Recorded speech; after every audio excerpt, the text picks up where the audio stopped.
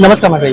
प्रथमतः वंदितोच्या या भागामध्ये आपण केतोडी दुसऱ्या दिसते यांचा असणारा केतोडीचा विघ्नार्थ या सुंदर बाप्पाकडे आपण दर्शन घेणार आहोत. बाप्पाचं ते तुम्ही पाठी बघू शकता. थोडा फोटोचा व्हिडिओ पण तुम्हाला मिळणार आहे. तो पण बोलत राहा, गणपती बाप्पा मंगल मूर्ती.